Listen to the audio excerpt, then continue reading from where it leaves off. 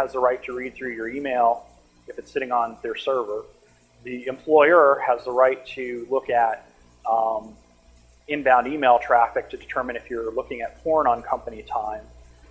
Your employer does indeed have the right to monitor your calls with a couple of exceptions. One of the exceptions is that they can't monitor a call between you and your doctor, and I forget what the other one is. It's probably like can't monitor a call between you and your lawyer, but guess what? If you're running an IPPBX and everything's getting recorded, how do you sort that out? Is there a button on your phone that you press and mark privacy? No. You know, I think that, you know, longer term is that you accept the fact you have no rights when you work for a company other than being a sole proprietor, and use your cell phone if you have to make personal calls. Yeah, the days of phone sex at the office, they're gone. To be flippant. But to go back to your question, I haven't, you know, it hasn't become a big deal yet.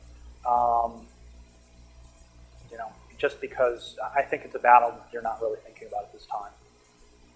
You know, they're more worried that they have a limited number of lawyers, and their focus more now is more on at the government level, what the U.S. government is doing, rather than thinking about what corporations are doing. You know, and they have got a tough road to battle because, again, you go for an employer, you don't have a lot of rights.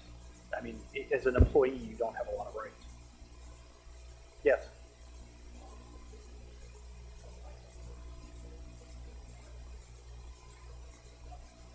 What?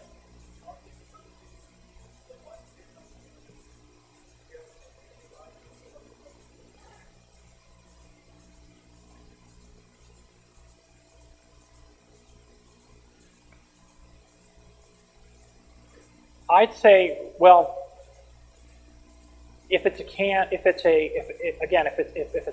phrase, it's fairly easy to spoof voice print. Okay, if it's, I mean, you know, you start getting to what's the quality of the sample that you got, right?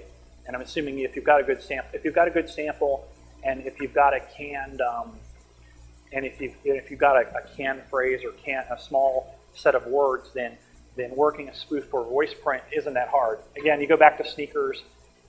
I don't know. Did you see the movie Sneakers? Pardon? MIT?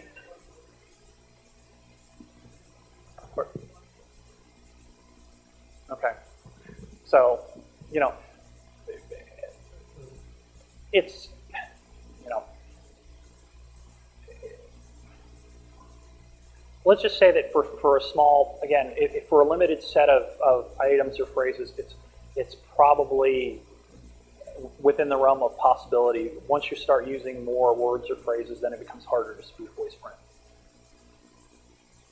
So there's not a lot about it. There's, you know, because you start getting into, okay, well, how many words do you know that you have prints on?